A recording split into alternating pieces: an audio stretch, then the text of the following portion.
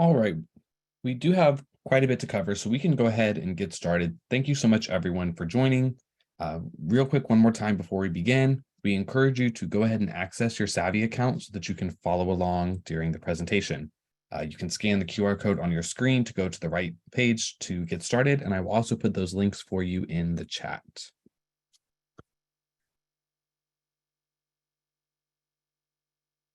All right, so a couple of housekeeping things before we begin.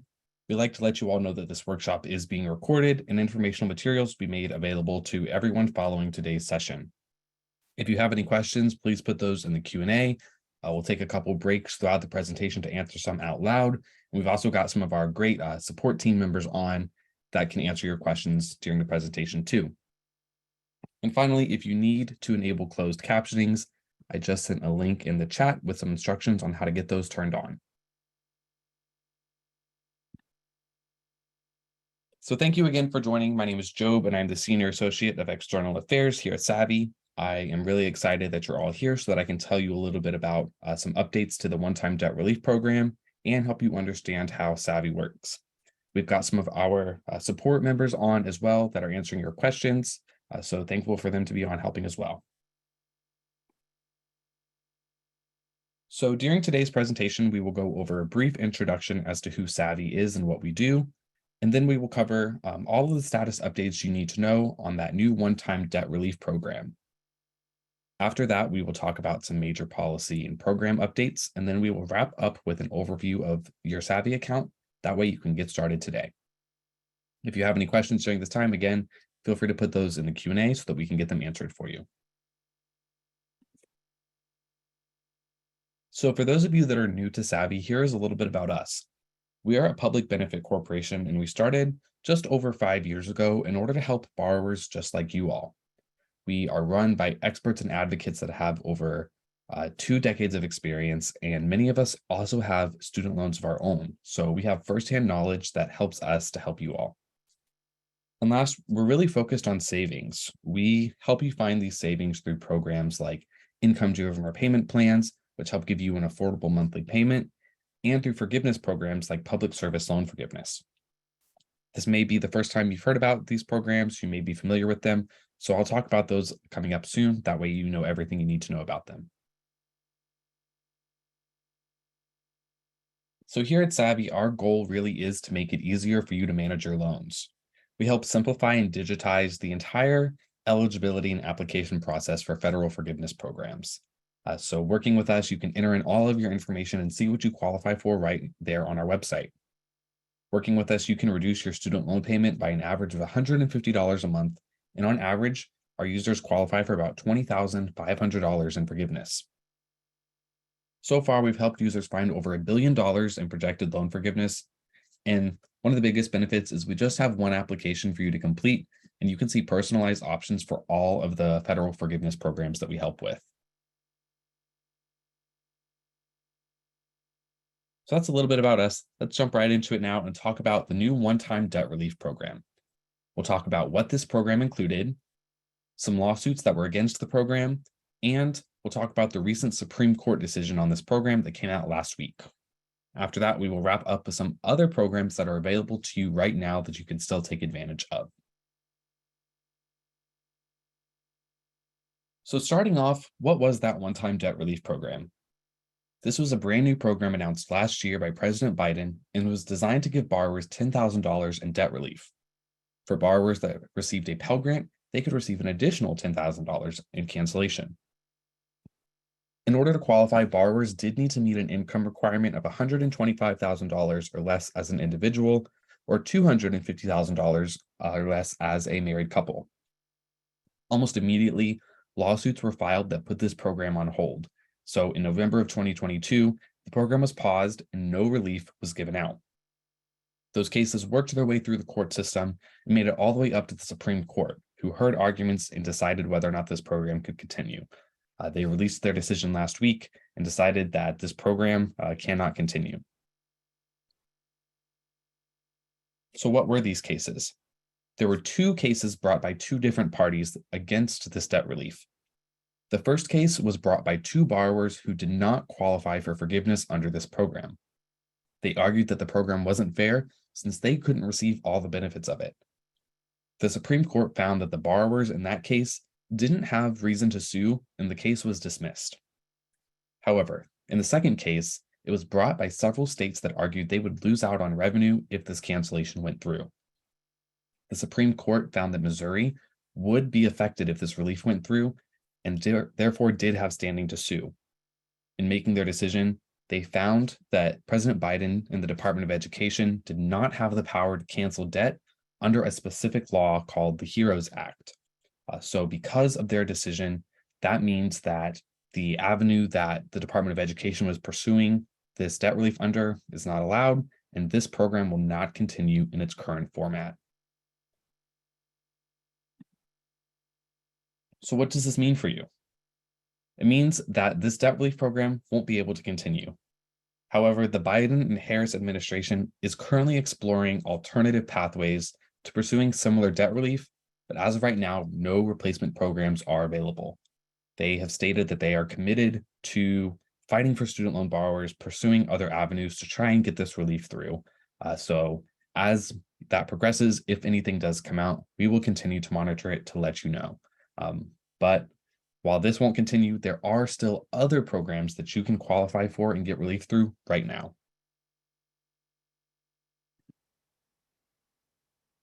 So some of those programs that are available right now, one that most people here are familiar with is public service loan forgiveness. The Supreme Court's decision does not impact PSLF in any way. That program is still operating full steam ahead. You can still apply and receive forgiveness under this program right now. So the way this program works for those of you that are new to it is that you do need to work in public service and make payments on your student loans. After you've worked in public service and made 120 payments that meet a specific set of criteria, whatever remaining balance you have can be forgiven. So this is a great program available to public service workers. Savi can actually help you apply for it, and I'll show you what that looks like coming up soon. But we just want to reiterate that PSLF still operating is not affected by the lawsuits, so you can still apply for it. For those of you that maybe already received forgiveness under PSLF, you won't have your loan balances reinstated. You're clear. PSLF not affected. Another program available to borrowers is income-driven repayment plans. So you can still enroll in an income-driven repayment plan right now to have an affordable monthly payment. The way that income-driven repayment plans work is that currently there are 4 plans offered, and each one bases your monthly payment on your income and family size, ranging somewhere from 10 to 20% of your discretionary income. So these are designed to be affordable. In many cases, the payments on income-driven plans are lower than the payment you would make on a standard plan. So really great option for borrowers right now, especially with payments resuming later this year.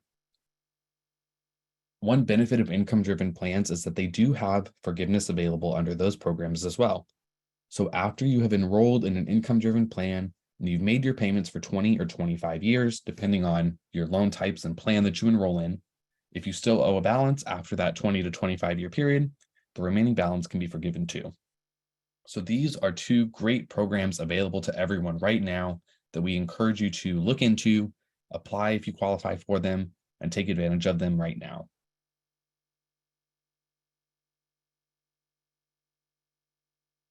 So that is the current status of that debt relief program. But now let's spend a little bit of time talking about some other major policy and program updates that are benefiting student loan borrowers. So we'll talk about payments that are resuming this fall, some improvements to the PSLF program. We'll talk about Fresh Start, which is a program benefiting borrowers in default. And then we'll talk about a new income-driven plan that's coming later this year. So first, perhaps maybe the most important slide that's affecting everyone here is that payments will be resuming this fall. So payments have been paused due to COVID going all the way back to March of 2020. But recently, a new debt ceiling bill was passed that put the start date into law. So the payment pause will officially end on August 30th. This means that interest will resume on September 1st, and your payments will be due starting in October. Your student loan servicer will notify you of your payment due date well before it's due. So we encourage you to confirm who your loan servicer is and make sure your contact info is up to date at studentaid.gov. During the payment pause, nearly 16 million borrowers have received a new student loan servicer, so there's a really good chance that your servicer may have changed. We encourage you to check student aid to make sure you know who your servicer is, make sure that contact info is up to date, just to make sure that everything is good and that you can be notified once your payments are due later this fall. Something else we want to let you know about with the payment pause is the time during this pause will count towards public service loan forgiveness. So this will be a really huge opportunity for eligible borrowers. The way this works is that going back to March of 2020, for every month that payments were paused and you continued working in public service, you can count that month as a qualifying payment towards your required 120.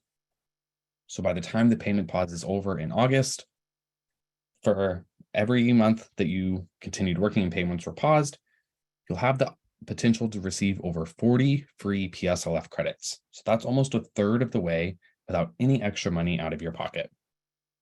All you need to do to get credit for these payments is simply certify your employer for the payment pause, and Mohilo, the servicer that manages forgiveness for PSLF, is going to give you credit for all of the eligible months automatically.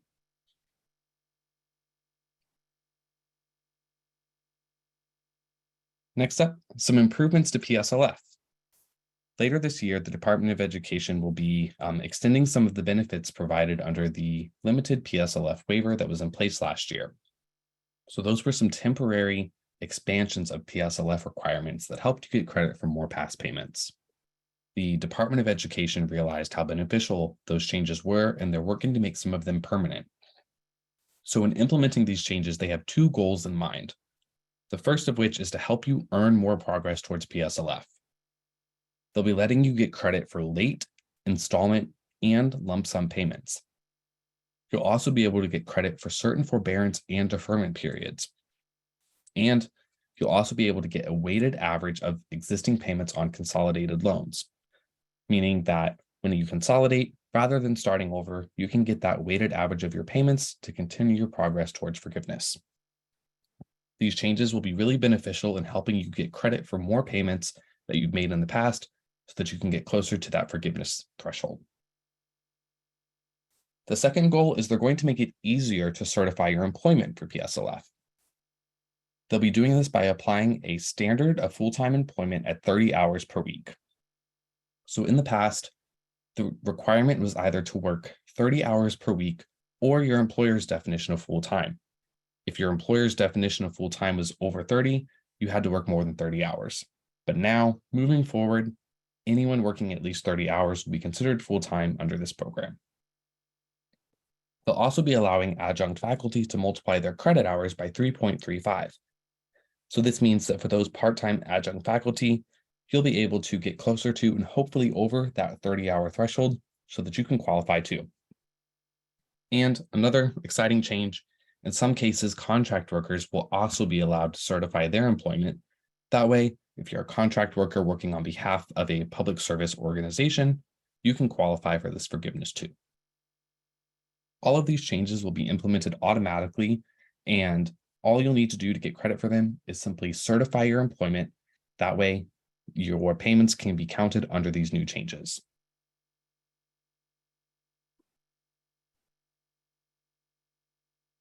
Next up, another new program that's benefiting borrowers in default. This program, which is called Fresh Start, is designed to quickly bring you out of default and put you back into good standing. Normally, borrowers in default have to participate in a lengthy rehabilitation process, which can go anywhere from 10 months to a year. Under this new program, though, you can get out of default back into good standing quickly without having to jump through any hoops. So by participating, you'll be able to access income-driven repayment plans, forgiveness like PSLF, and you'll have the ability to take out new student loans. Some of the biggest benefits are that there will be no more wage garnishment and no collections calls made.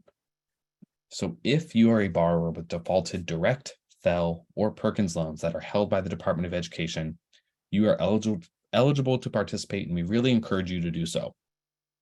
All you need to do to participate is give your collections agency a call and tell them that you would like to opt in to Fresh Start.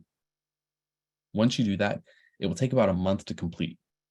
During that time, you'll be brought out of default, put back into good standing, and transferred to a new student loan servicer. So for borrowers in default, we really encourage you to participate in this. That way you can get back into good standing before payments resume later this year.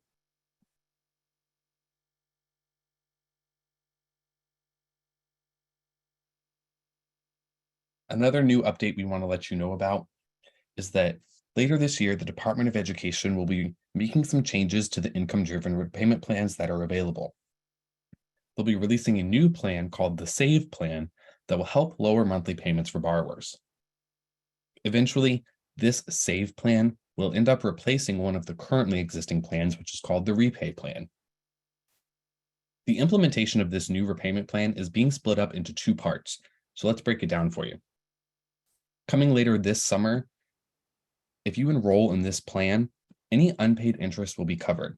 That way, your payments will go towards your balance on your loan and your balances will never increase. So this will be a really great benefit for basically everyone. That way, those interest balances aren't going to prevent you from making progress on paying off that loan. In addition, this summer, this plan will raise the amount of income that is considered non-discretionary, meaning more of your income is protected from being included when calculating your payment.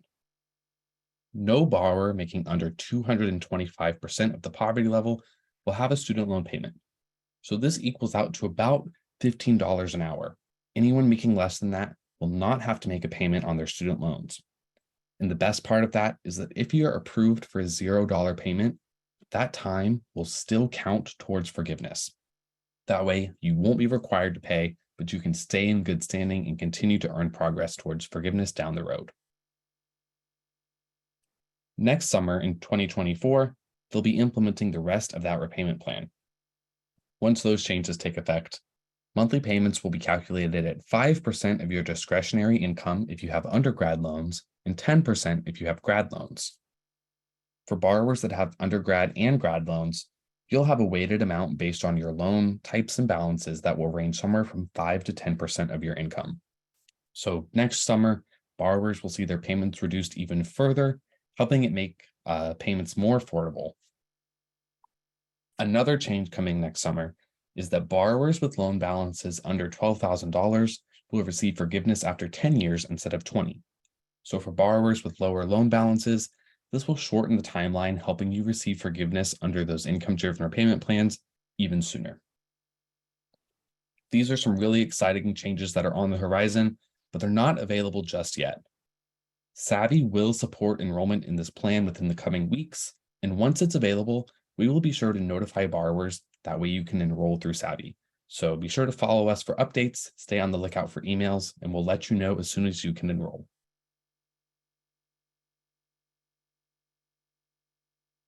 All right. I know we just covered a lot of information and I've seen some questions popping up in the Q&A. So let's take a quick break to answer some questions before we move on and talk about how Savi works.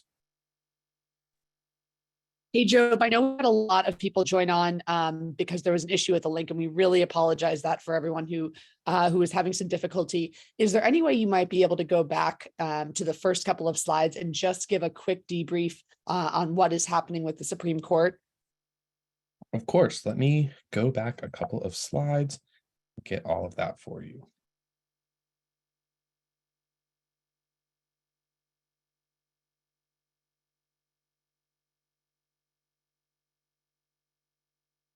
All right, so we'll run through this really quick for those of you that joined late. We do apologize for that, but glad that you all were able to get on and that we can get this information to you. So real quick, we'll run through this again. Talk about what the one-time debt relief program was, the lawsuits that ultimately ended up preventing the program from continuing, the court's decision, and what you could still qualify for right now. So the one-time debt relief program was a brand new program announced last year by President Biden, designed to give borrowers $10,000 in debt relief and an additional $10,000 if they received a Pell Grant. Borrowers did need to meet an income requirement of $125,000 or less as an individual and $250,000 or less as a married couple.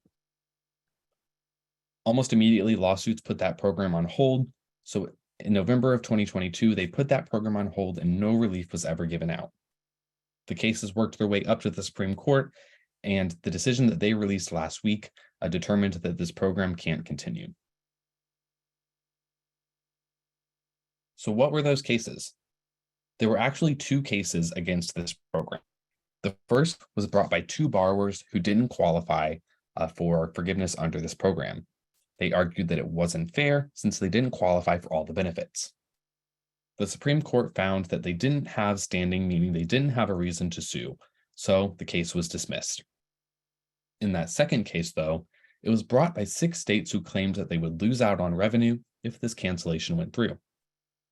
The Supreme Court found that Missouri would be affected if relief was given out and determined that the Department of Education did not have the authority to cancel debt under a specific law called the HEROES Act. So, because they decided that the Department of Education didn't have that authority, this means the one-time debt relief program will not continue in its current format. Because this can't continue, the Biden-Harris administration is exploring some alternative pathways to provide similar debt relief. So they are looking at finding ways to implement this debt relief through other laws, finding any way they can to move ahead. And they've said that they are committed to continuing to advocate for student loan borrowers. So while this program will not continue in its current format, there are other programs that are available to you right now that you can still take advantage of. The first of those programs is public service loan forgiveness. The SCOTUS decision that was released last week does not impact PSLF at all. So PSLF is still operating full steam ahead. It's still available for you to apply today. They're still giving out the forgiveness, so you don't have to worry about PSLF being affected. For those of you that may not have heard of this program, the way it works is that you need to work in public service while making payments on your student loans. Once you have worked and made 120 payments, which is about 10 years of payments that meet specific criteria, if you still owe a balance, it can be forgiven. So it's a great program available to public service workers. Savi can actually help you enroll in it, and I'll show you what that looks like coming up soon. Another program that is available to borrowers right now are income-driven repayment plans. These are monthly payments that give you an affordable payment, and the way they work is that they base your monthly payment ranging somewhere from 10 to 20% of your discretionary income. It's based on your income and family size. So for many people, these are really affordable monthly payment plans that are usually less than the standard plans. One benefit of income-driven repayment plans is that they also have their own forgiveness option. So once you've been enrolled in an income-driven plan and you've made payments for 20 to 25 years, if you still owe a balance, it can be forgiven as well. So these are two really great programs available to borrowers. Although that one-time debt relief isn't continuing right now, we encourage you to take advantage of public service loan forgiveness or income-driven repayment plans. Payments are set to resume later this year in the fall, so we encourage you to look into these programs now. That way you can enroll, take advantage of them, make sure you've got affordable monthly payments, and that you're all good to go for when payments do resume starting in October.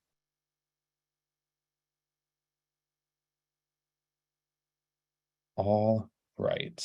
So that is that quick recap of the Supreme Court's decision on one-time debt relief. Let's head back and look and see if anyone has any questions and find some that we can answer out loud.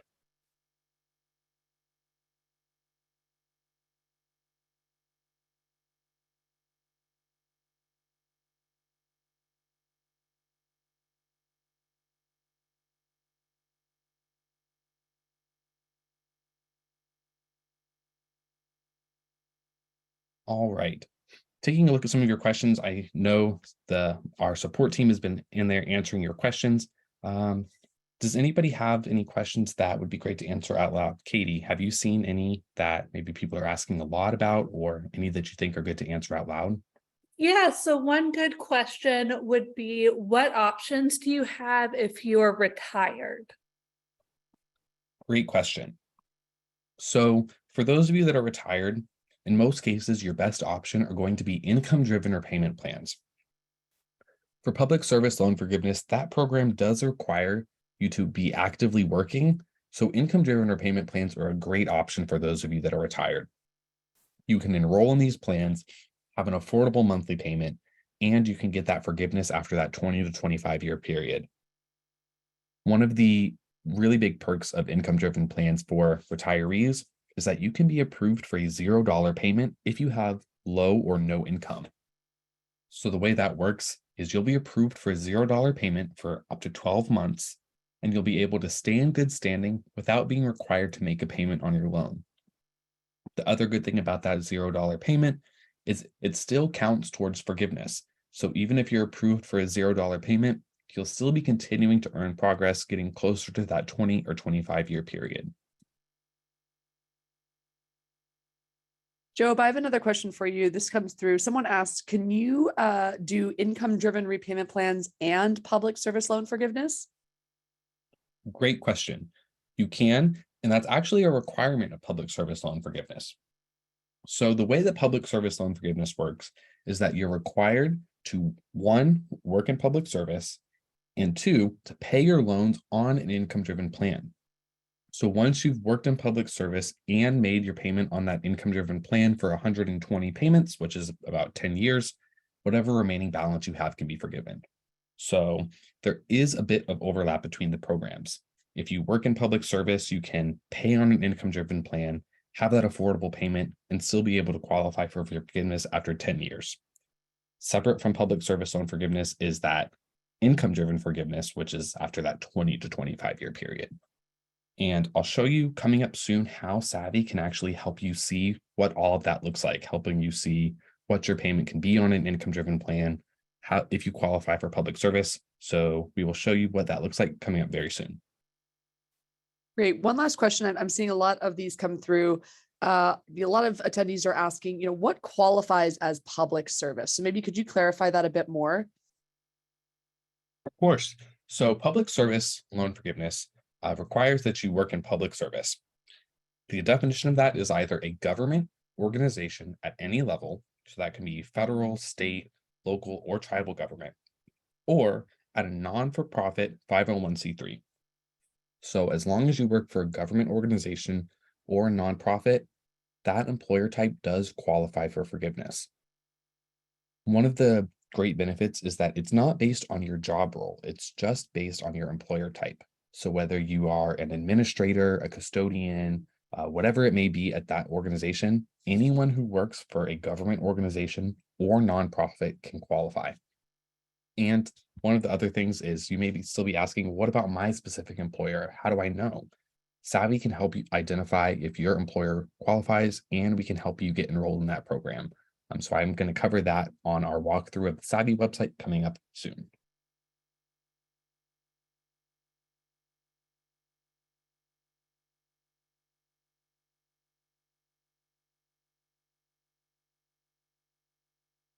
All right, let me take a quick look, see if there's any other questions we can answer, and then we can move along and talk about how Savi works. Job, one quick question that we've had a couple people ask is, how do Parent Plus loans work with the new plan if they're eligible, and what options do they have? Great question, and I know that we get lots of questions about this all the time.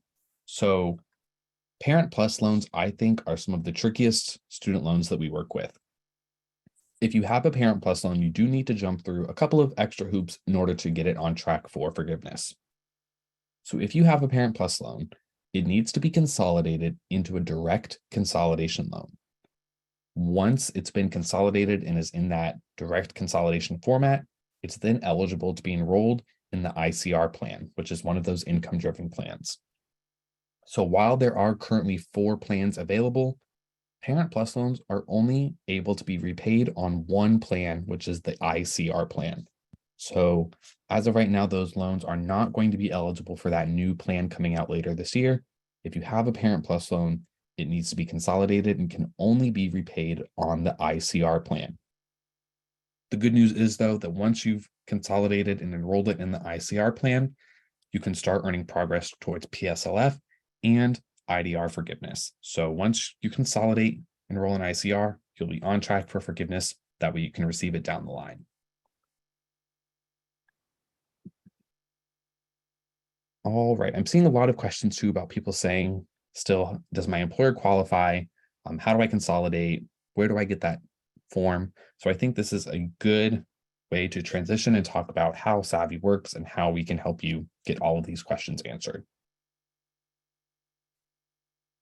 So working with Savi, you'll be able to see personalized repayment and forgiveness options.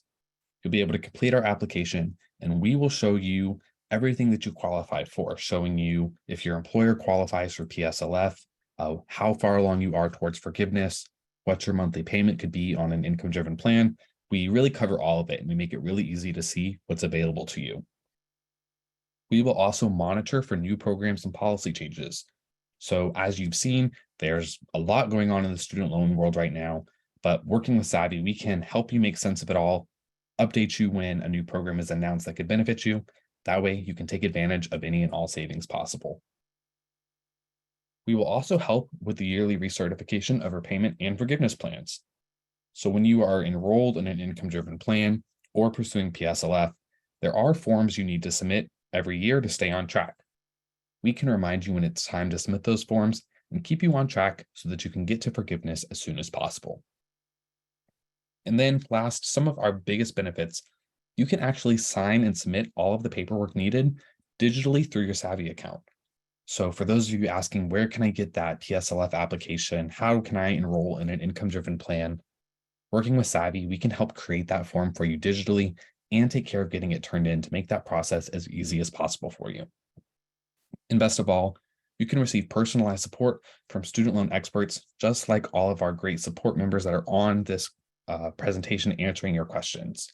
So anytime you need that personalized help, have questions about your loans, you can reach out and get personalized support to get on track to forgiveness. So let's take a quick look at what the Savi website looks like so that you know what to expect, and that way you can get started right away. This is what our main dashboard looks like. It's where you can see everything you're working on at a glance, and it's kind of the hub for everything student loans that you're working on. On your dashboard, there will be a couple of features, one of which is to invite your friends and family to use Savi. So if you have anyone that you know that has student loans of their own and could use some help, you can enter their email, send them an invite, and they'll be able to sign up and get help with their loans as well. Also on your dashboard, you'll be able to select a Savi plan. Here at Savi, we do have several different levels of service. You are able to see what you qualify for and see all the programs available to you absolutely free. If you want to unlock all the features of Savi, including creating those applications digitally and getting access to support, you'll need to enroll in our Essential plan. This will unlock all the features and help make that process as easy as possible for you. If you need just a little bit more guidance and need an extra helping hand, you can enroll in our Pro level of service, which includes some extra levels like dedicated phone support, a personalized onboarding session, all of that. So we encourage you to take a look at all of the plans that we offer, find the one that is the best fit for you. That way you can enroll and get on track to repayment and forgiveness.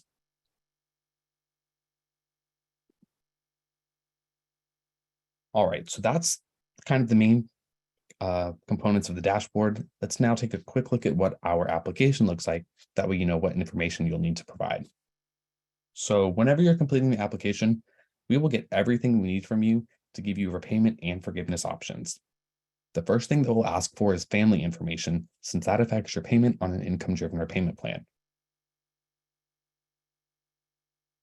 After that, we'll ask for your income information. So you'll need to provide that as well, so that we can get you estimates on what your payment could be on an income-driven plan. Our application walks you through exactly where to look to find this information and is adaptive to help make sure that you are entering all of this information correctly.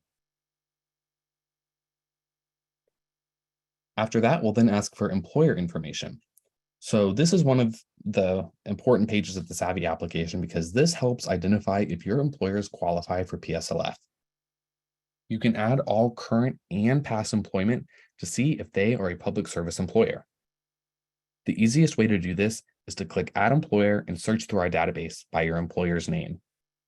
We have over 1 million employers in this database, so we've made it really simple to add them to your account and see if they qualify. It's really important that you add all current and past employment so that one, we can see if they qualify, and two, that way when you make your applications, all of your employment gets included, nothing gets missed, and you can get credit for all the payments you've made. Once you've got all that employment entered, you can then proceed to the next page where you can add your loan information. Here, you'll be able to sign in with the same username and password as your online servicer's account.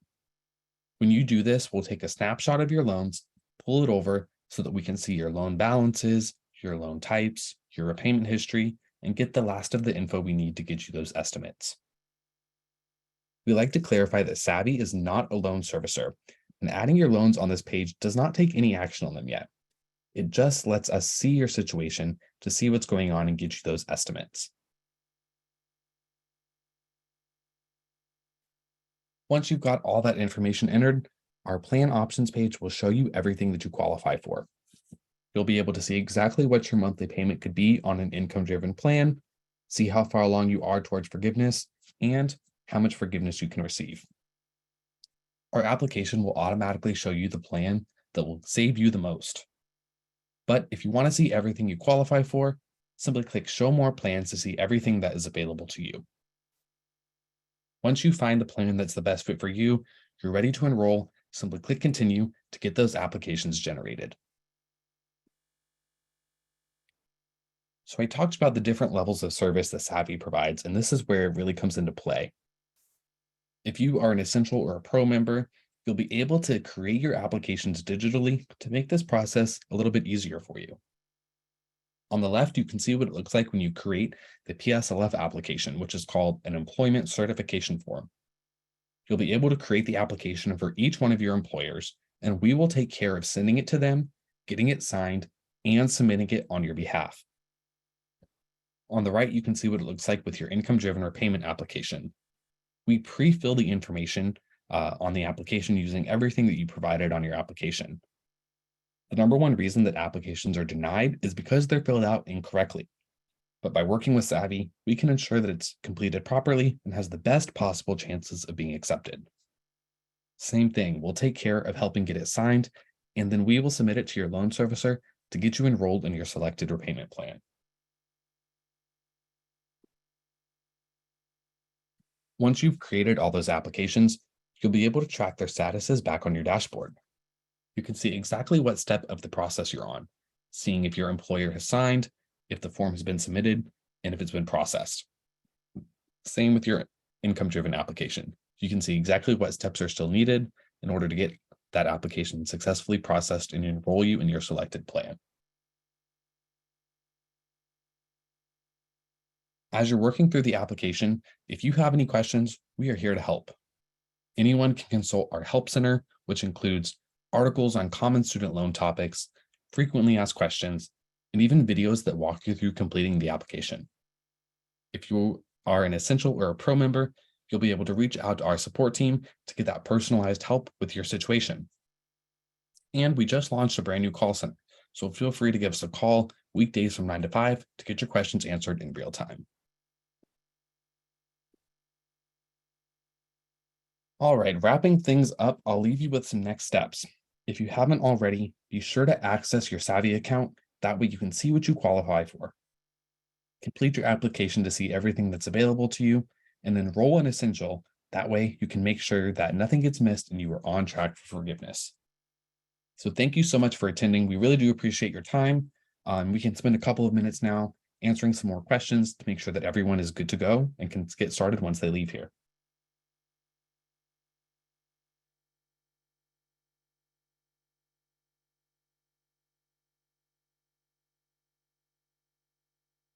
I'm seeing some questions come in about people joining late. I do know we had a technical issue that prevented some people from joining on time. So we will be sharing additional materials with you afterwards. We will share a recording of this on our YouTube channel. That way you can go in, see the info you missed, and get on track.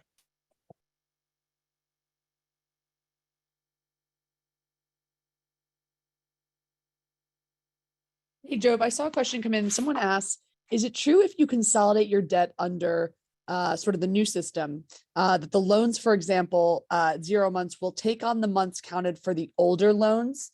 Does that make sense, that question that I'm asking? It does.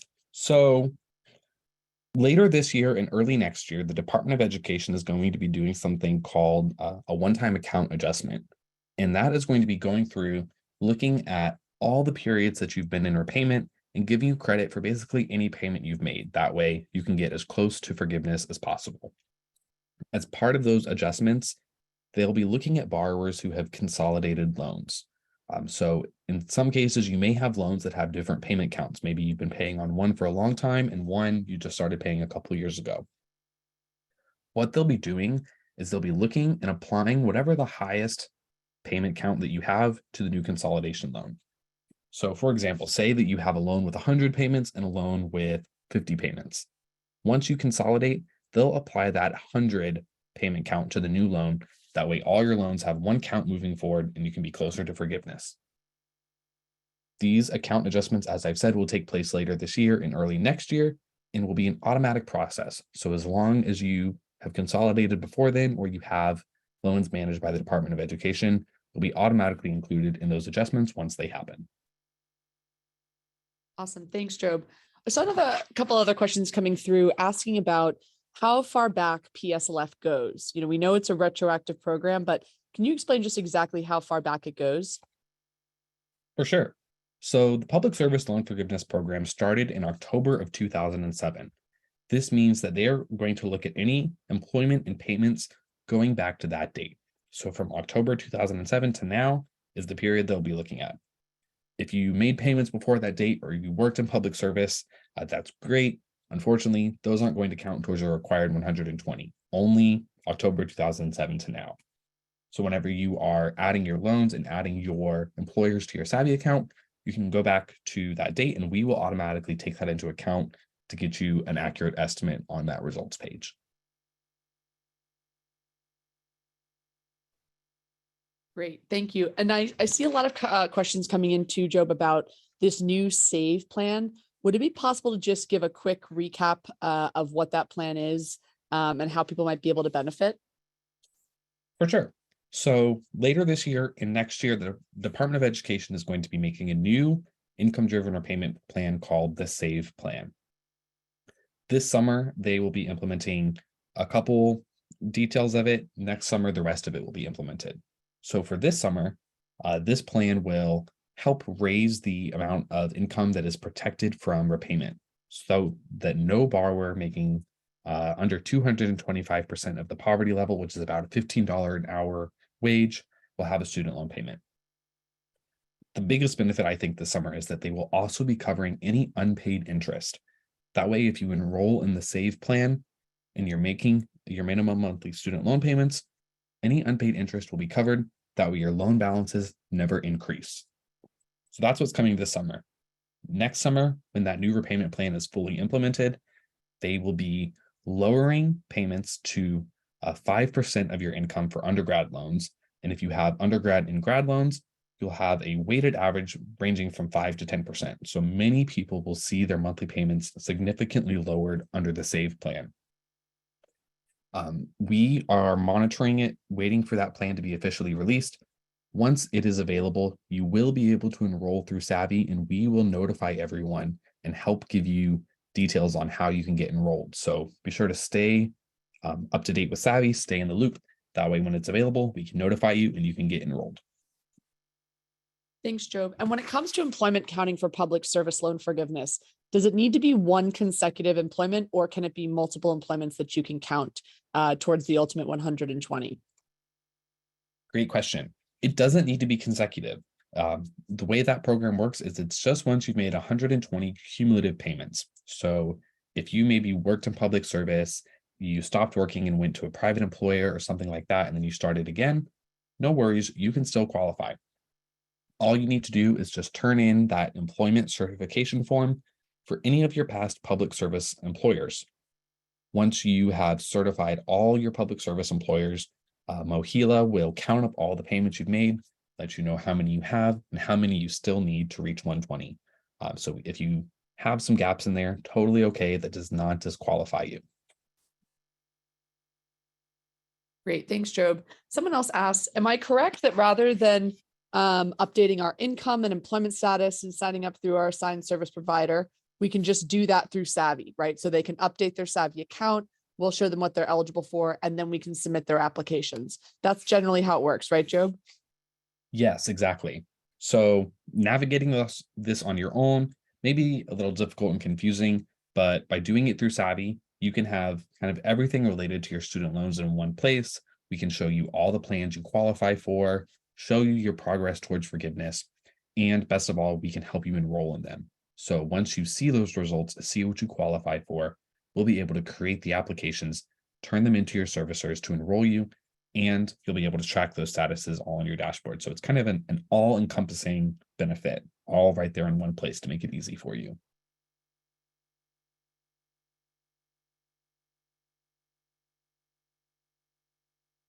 All right, another person asked, do I have to wait to apply for PSLF until after the 120 payments, or can you do it before then? While you certainly can wait until you've made all 120, we recommend applying right away. Because if you wait until you made all 120, that leaves you tracking down employers from over 10 years ago, and it's more likely that something could be missed. Even if you haven't made 120 payments yet, you can apply right now to get credit for all the payments that you have made. Doing this will also help you get on track for forgiveness to ensure that every future payment you make counts towards forgiveness, and that way you can track your progress. So if you've never applied for public service before, maybe you just started paying your loans a couple of years ago, whatever the case may be, you can definitely apply right now, and that's actually what we encourage you to do. That way you can get credit for everything you already have and get on track for forgiveness to get it as soon as possible.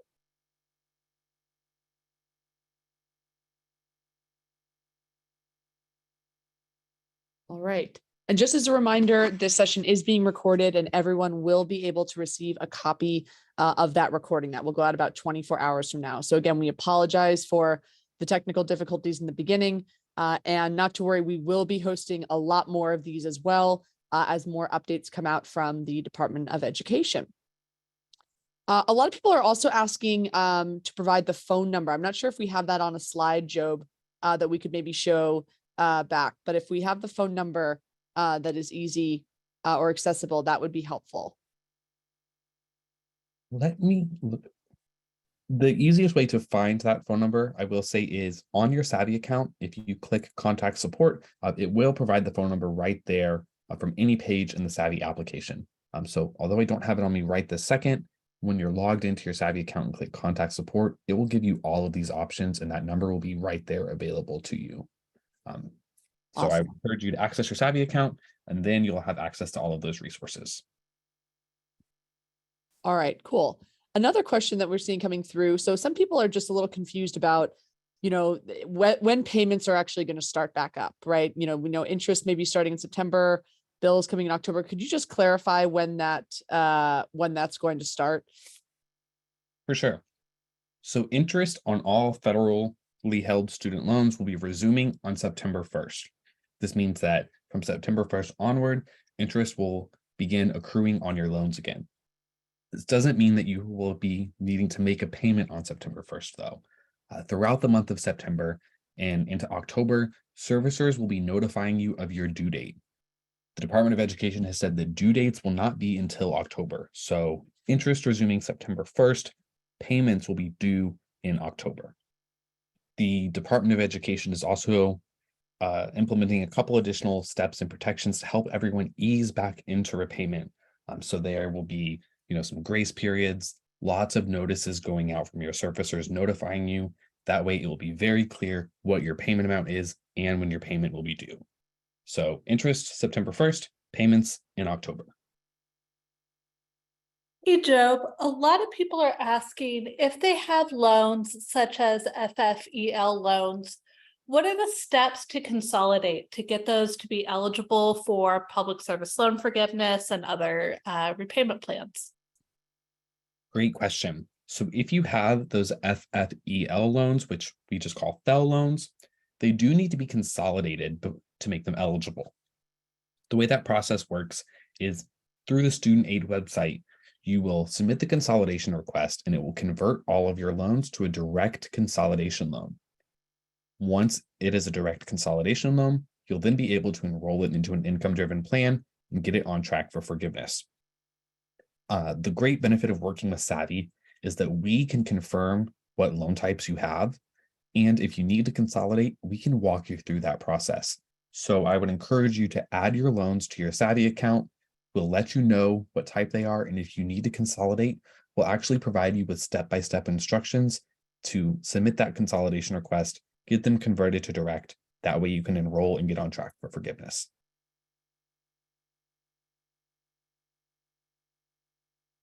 A couple other questions that I have seen pop up a couple times are, will the new SAVE plan be eligible for PSLF? So yes, any of the income-driven plans can qualify for PSLF, including this new SAVE plan once it's released. So as long as you're enrolled in one of the income-driven plans, doesn't matter which one it is, those payments can count towards PSLF. I've also seen a couple people say, what does it mean by covering interest? So the Department of Education will be subsidizing the interest. That way, if you make your payment and it doesn't cover all of the interest, they will actually pay whatever is left over so that your loan balances aren't increasing. And that way they're always going down and you can make progress towards repayment.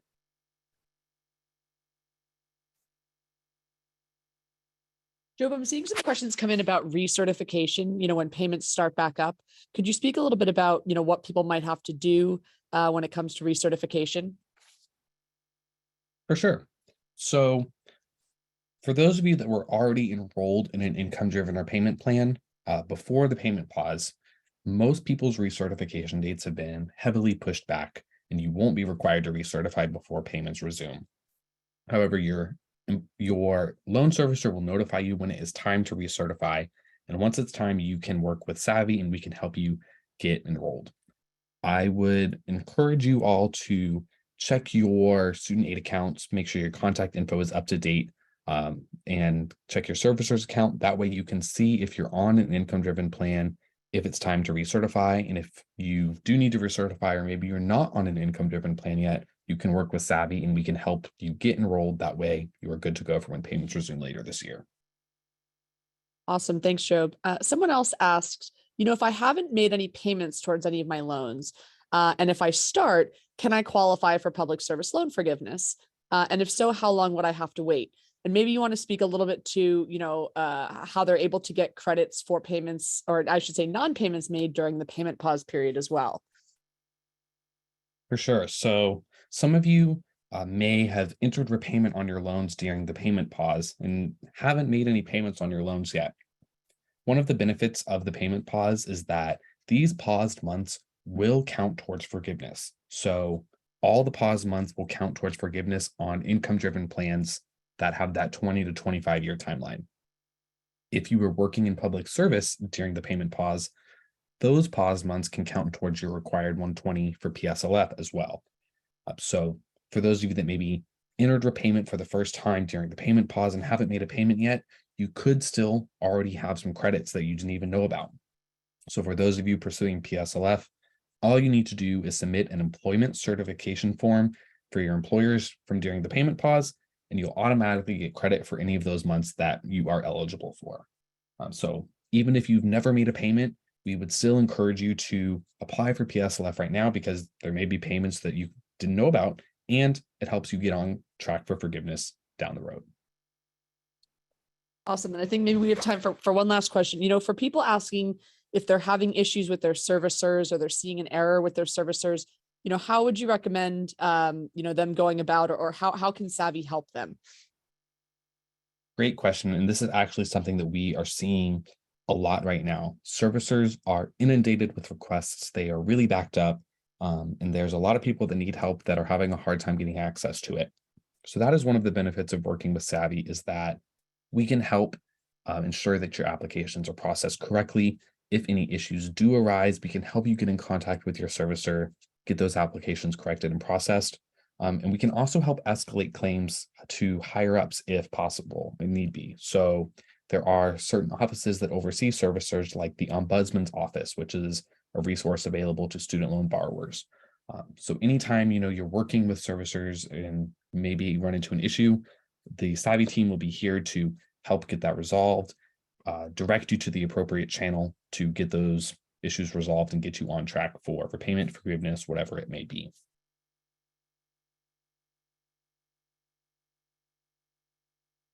All right, lots of great questions. I see there are still so many left, but unfortunately, we will not have time to get to all of them today.